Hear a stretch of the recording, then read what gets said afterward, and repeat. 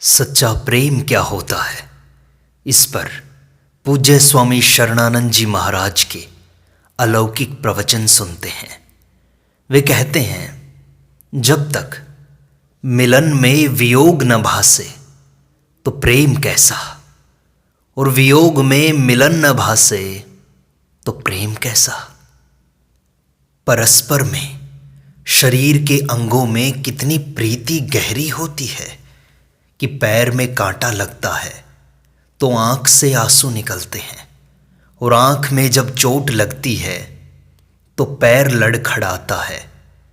इसी प्रकार समस्त विश्व के साथ हमारी स्नेह की एकता हो जाए। जहां हमारा अपनापन हो जाता है वहां प्रियता उदय होती है। भिन्न भिन्न साधन जब एक में विलीन हो जाते हैं उसको कहते हैं साधन तत्व। तो समस्त साधन किसमें विलीन होते हैं? तो मानना पड़ता है कि प्रेम की प्राप्ति में, प्रेम की जागृति में। तो प्रेम हुआ साधन तत्व। जो लोग यह कहते हैं कि क्या बताएं, उन्होंने तो इतना प्यार किया है कि हम मजबूर हो गए, उनसे निवेदन है कि कोई आदमी आपको मजबूर करे, क्या वह भी कोई प्यार है? नहीं महाराज, आज तो खा ही लो। अरे महाराज, खा ही लो। तो यह प्यार है या शासन है?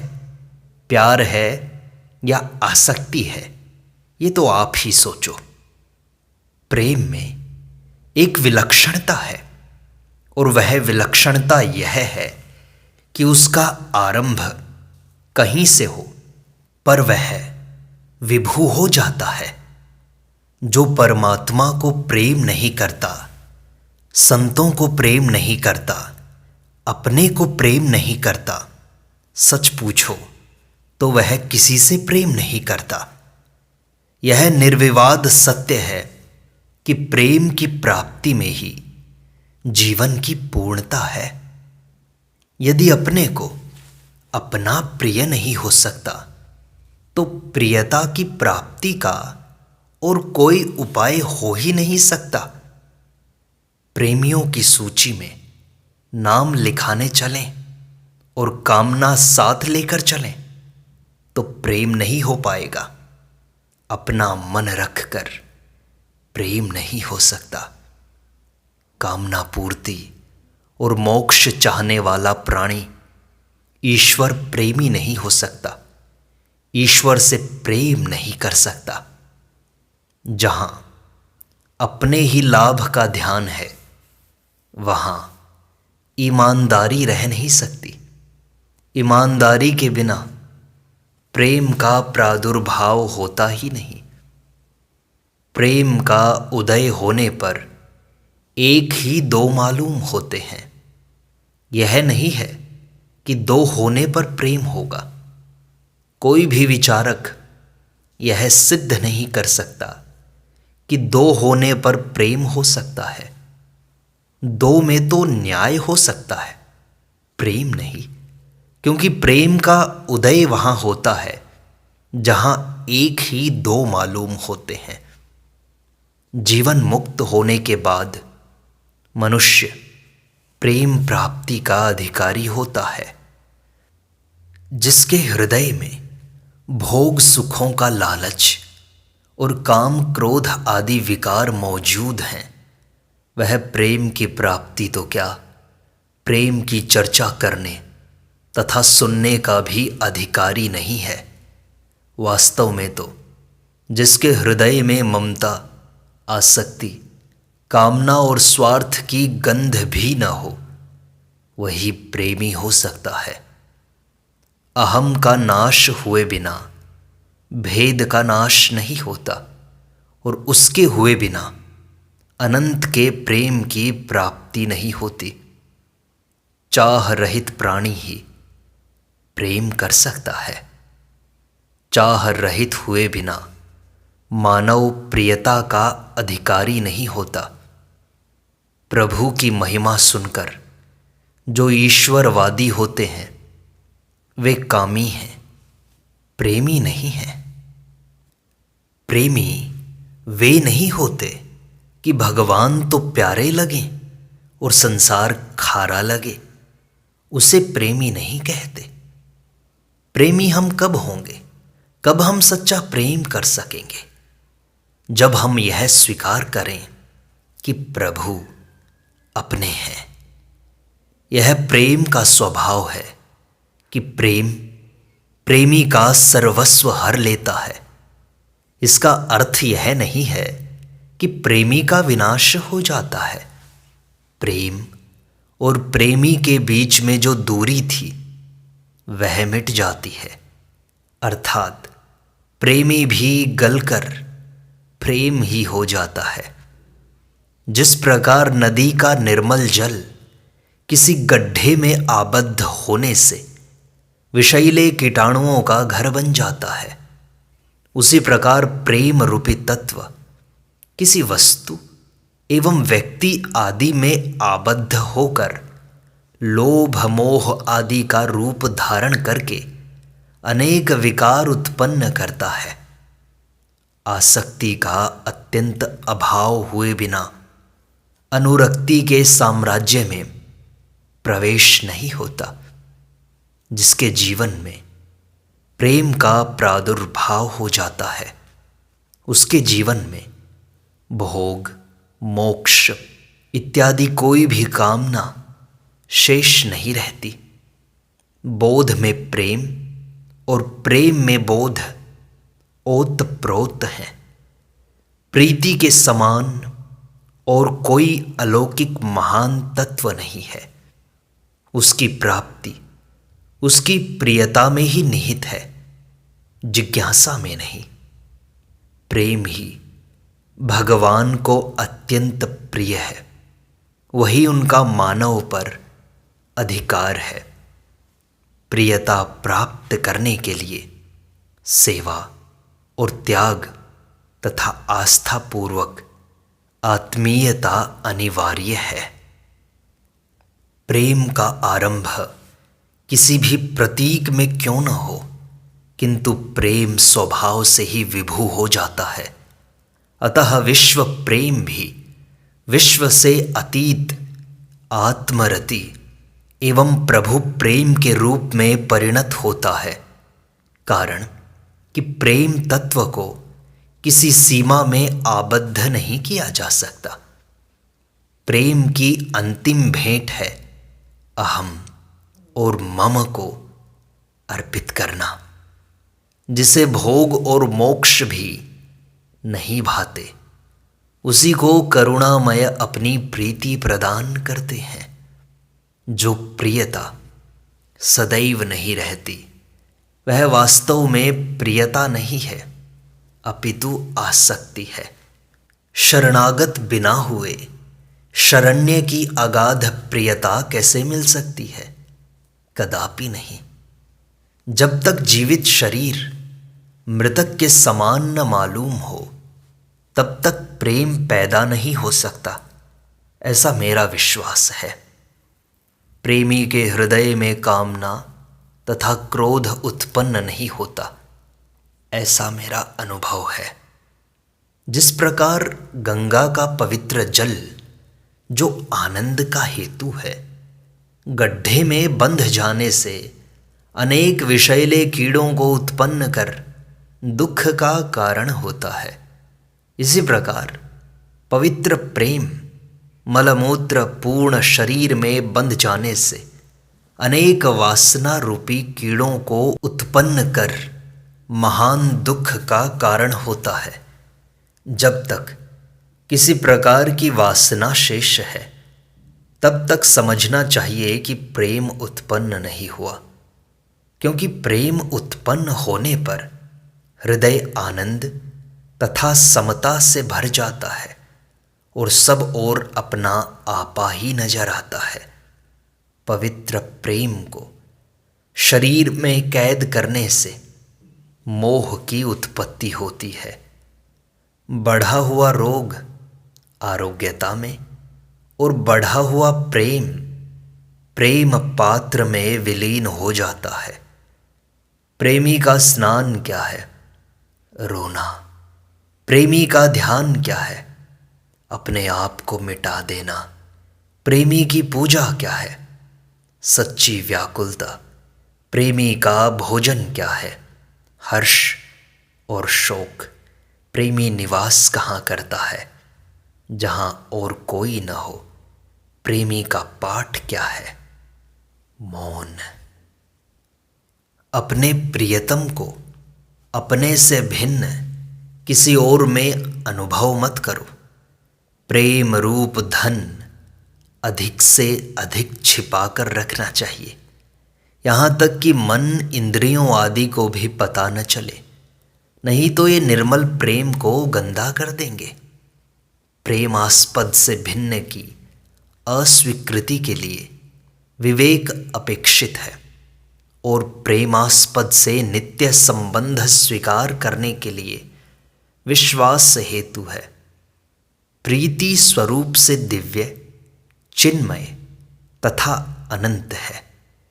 यह नियम है कि जो चिन्मय है वह विभु है, जो विभु है उससे देश काल की दूरी तथा भेद रह नहीं सकता। हाँ, एक बात अवश्य है कि प्रीति ऐसा अलौकिक तत्व है जो वियोग में मिलन और मिलन में वियोग का भास कराता है।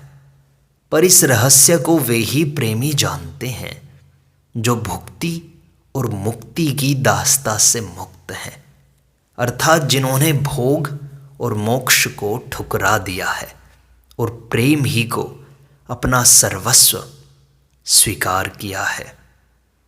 प्रीति का क्रियात्मक रूप ही सेवा है और प्रीति का विवेकात्मक रूप ही बोध है और प्रीति का भावात्मक रूप ही प्रीतम को रस देना है। जिसका कुछ नहीं है और जिसे कुछ नहीं चाहिए, वही प्यारे प्रभु को अपना मान सकता है और उसी को प्रेम की प्राप्ति होती है।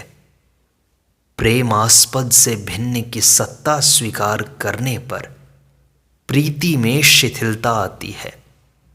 प्रीति को सुरक्षित रखने के लिए प्रेमास्पद से भिन्न अन्य का अस्तित्व ही स्वीकार नहीं करना चाहिए, तभी प्रीति सबल तथा स्थायी हो सकती है। प्रीति का उदय तभी होता है जब अनेक विश्वास एक विश्वास में, अनेक संबंध एक संबंध में एवं अनेक चिंतन एक चिंतन में विलीन हो जाते हैं। प्रीति किसी कर्म और अभ्यास से प्राप्त नहीं होती, अपितु आत्मीयता से प्राप्त होती है, जो विश्वास से सिद्ध है। जिसने एक बार मेरे नाथ कह दिया, बस प्रीति प्राप्त हो गई। प्रीति को, सच्चे प्रेम को शरीर की आवश्यकता कदापि नहीं होती। जिसे कुछ नहीं चाहिए उसी को प्रेमास्पद अपना प्रेम तत्व प्रदान करते हैं। जिसे कुछ और चाहिए उसे प्रेम की प्राप्ति नहीं होती। अभ्यास का महत्व कार्य कुशलता में भले ही हो, परंतु प्रेम के साम्राज्य में तो अभ्यास का प्रवेश ही संभव नहीं है। जिनके संबंध मात्र में ही देहाभिमान गल जाता है, उनके प्रेम की प्राप्ति में भला देह आदि की क्या अपेक्षा होगी। प्रेम में तो अपने आप को मिटाना होता है और सेवा के लिए अपना सब कुछ देना होता है। जो अपने आप को मिटा नहीं सकता वह कभी भी प्रेम नहीं कर सकता, और जो अपना सर्वस्व दे नहीं सकता वह कभी भी सेवा नहीं कर सकता। कर्म करने की सामर्थ्य और विवेक तो अनंत की अहेतु की कृपा से स्वतः प्राप्त है, परंतु प्रेम प्राप्ति के लिए तो हमें उस अनंत के समर्पित होना पड़ेगा। जीवन का मुख्य उद्देश्य प्रेम प्राप्ति है।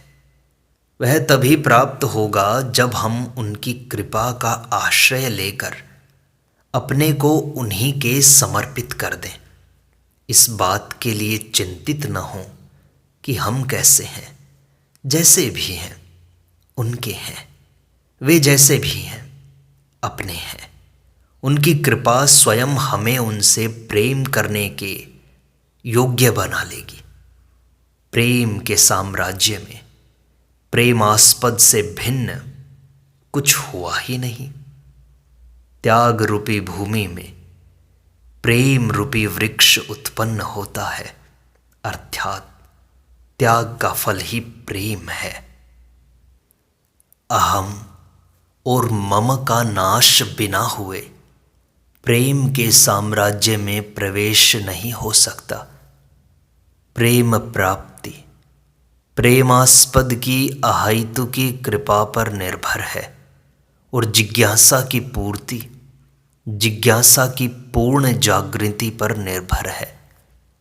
प्रेम को स्थायी तथा सबल बनाने के लिए चाह रहित होना अनिवार्य है, क्योंकि चाह की उत्पत्ति प्रेम को दूषित करती है।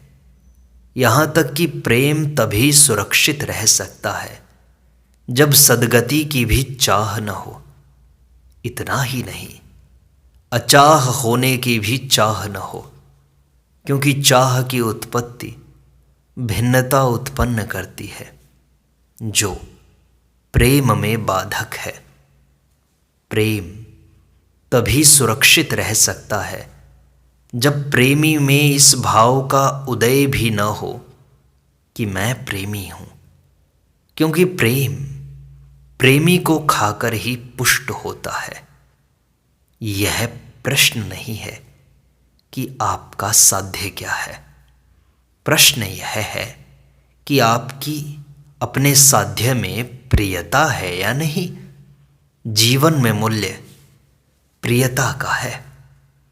जिसे अपने लिए किसी भी वस्तु, व्यक्ति इत्यादि की कोई अपेक्षा है, उसका प्रेम के साम्राज्य में कभी भी प्रवेश ही नहीं हो पाता। प्रेम वही कर सकता है जो काम से रहित हो, जिसकी प्रसन्नता दूसरों पर निर्भर है। वह प्रेम नहीं कर सकता। जिसे किसी भी वस्तु, अवस्था इत्यादि की आवश्यकता है, उसे प्रीति प्राप्त नहीं होती। प्रेम एक ऐसा अलौकिक तत्व है जिसकी निवृत्ति, क्षति या पूर्ति संभव नहीं। निवृत्ति कामनाओं की और पूर्ति जिज्ञासाओं की होती है। प्रेम की तो प्राप्ति होती है, पूर्ति या निवृत्ति नहीं। इस दृष्टि से प्रेम प्रेमास्पद की ही अभिव्यक्ति है और कुछ भी नहीं है। प्रेम में निर्दोषता और निर्दोषता में प्रेम ओतप्रोत है, अर्थात प्रेम और निर्दोषता में विभाजन नहीं हो सकता। अपने को प्रेमी मानकर प्रेमास्पद को रस प्रदान करना साधन और प्रेमास्पद से कुछ भी मांगना असाधन है। प्रेम क्षति, पूर्ति तथा निवृत्ति से रहित है। निवृत्ति काम की होती है, प्रेम की नहीं। पूर्ति जिज्ञासा की होती है, प्रेम की नहीं। क्षति सुख भोग की होती है, प्रेम की नहीं। प्रेम की तो उत्तरोत्तर वृद्धि ही होती है। कामनाओं की निवृत्ति और जिज्ञासा की पूर्ति होने पर ही प्रेम की प्राप्ति होती है। चाह रहित हुए बिना प्रीति का उदय होता ही नहीं। इस दृष्टि से प्रीति की भूमि बंधन से रहित है, अथवा यूं कहो कि मुक्ति ही प्रीति का उद्गम स्थान है। प्रीति में ही समस्त साधनों की समाप्ति है। प्रीति के बिना कभी किसी को रस की उपलब्धि हो ही नहीं सकती। उसके बिना खिन्नता, क्षोभ, क्रोध, राग इत्यादि विकारों का अंत हो ही नहीं सकता। प्रीति एक में दो और दो में एक का दर्शन कराती है, अथवा यूं कहो कि एक और दो की गणना से विलक्षण है। उसमें भेद और भिन्नता की तो गंध ही नहीं है। प्रीति ऐसी निर्मल धारा है कि वह किसी में आबद्ध नहीं रहती, अपितु सभी को पार करती हुई अनंत में ही समाहित हो जाती है। यह संसार जो कुछ है वह उनका है, अर्थात प्रेम पात्र का है। यह प्रेम की प्रथम अवस्था है। यह जो कुछ है वह उनका ही स्वरूप है। यह प्रेम की द्वितीय अवस्था है। इस अवस्था में सृष्टि मिटकर प्रेम पात्र का स्वरूप प्रतीत होता है, अर्थात संसार का भाव मिट जाता है। प्रेम की जो तीसरी और अंतिम अवस्था है वह किसी प्रकार कही नहीं जा सकती। सिर्फ यह संकेत किया जा सकता है कि प्रेम पात्र के सिवाय और कुछ कभी हुआ ही नहीं।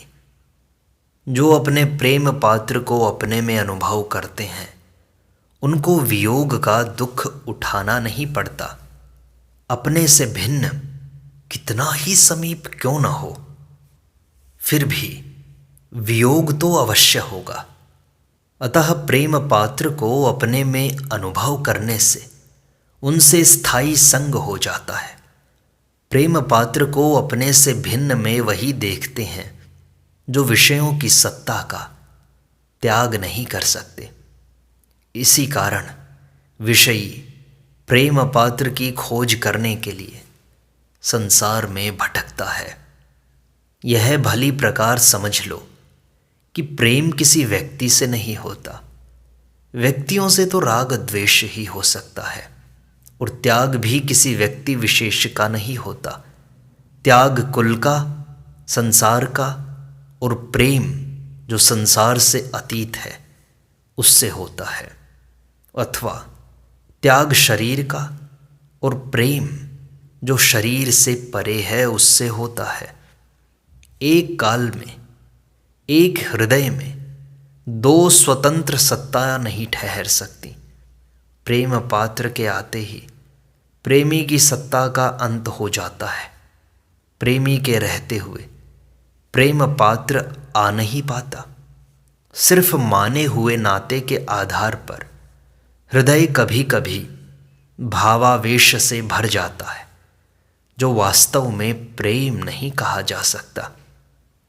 यदि प्रेम पात्र के प्रेम को चाहते हो तो सब प्रकार से उनके हो जाओ। ऐसा करने से भिन्न भिन्न प्रकार के साधनों की खोज नहीं करनी पड़ेगी। प्रेमी तथा प्रेम पात्र के मिलने के लिए किसी तीसरे की सहायता की आवश्यकता नहीं होती। अर्थात प्रेमी स्वतंत्रता पूर्वक प्रेम पात्र से मिल सकता है। अपनत्व साधन है और प्रेम साध्य है। प्रेमी अपनत्व के बल से प्रेम पात्र को पाता है। त्याग तथा प्रेम ये दोनों एक ही वस्तु हैं। बेचारा कामना युक्त प्राणी त्याग तथा प्रेम का आस्वादन नहीं कर पाता। प्रेम अपने से होता है, भिन्न से नहीं। गहराई से देखो, जिसका किसी प्रकार भी त्याग हो सकता है उससे प्रेम नहीं हो सकता। प्रीति उसी से होती है जिसका त्याग नहीं हो सकता।